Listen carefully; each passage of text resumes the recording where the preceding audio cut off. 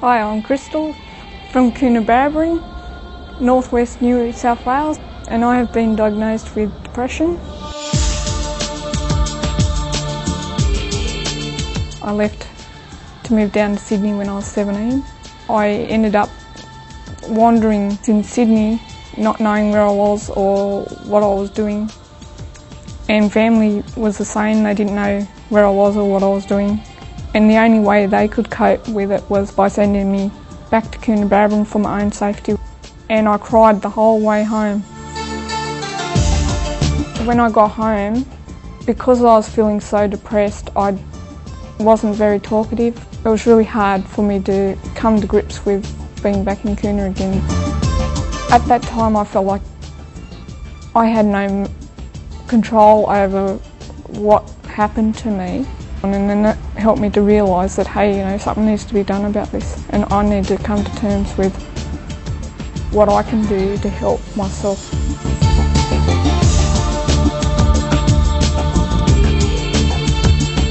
Stigma for me is something that really, really gets me worked up, because it can really affect the way you view yourself and view other people and how you view life in general.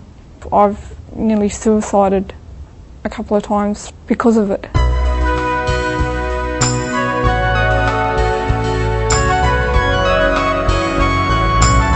I started going to dancing classes. While I was there were occasions when I would collapse. They didn't know how to help me, and therefore the only way they coped was by trying to kick me out of the group itself. And that made me feel really ostracised and that I wasn't a wanted person.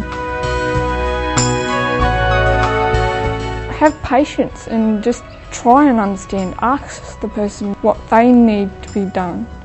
What sort of support do they need? Even if you don't know how to help them, refer them on to someone that does. Or even just listening to them can be a big help.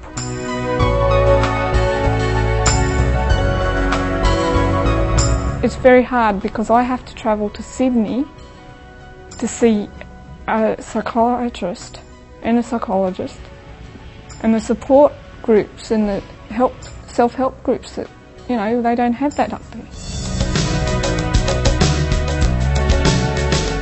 I work with kids at school, which is really enjoyable because you can focus on something that's positive rather than all the negatives that can happen. And through that it can really help the recovery process and reduce the stigma in the workplace. I work with special needs kids, primary age kids. I really go downhill when I'm not at work. Once you're in a routine of getting up, going to work, you've got something to get up and live for. My boss is very understanding.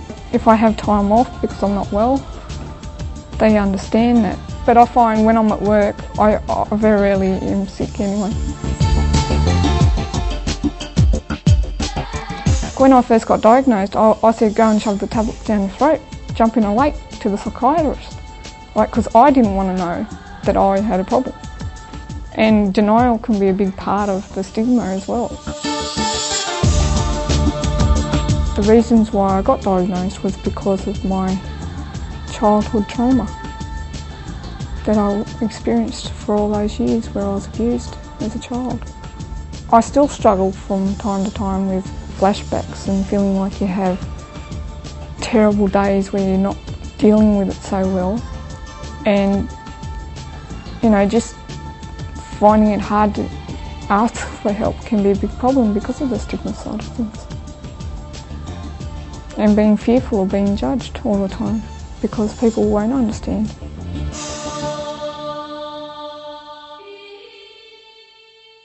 I find it a lot easier to talk about it as time gets on, and I can't, it's still hard, but it gets easier as time goes on. How do you make a sausage roll? How? Push it down a hill. My goal in life is to make a difference, helping educate people about being stigmatised and what it's like to be stigmatised.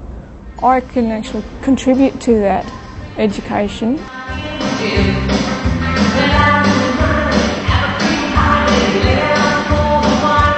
Because of my mental illness, they tried to kick me out of the dancing because of their lack of understanding. They didn't know how to help me. Whereas now I can actually sit down with them and say, hey, this is what needs to be done when this happens.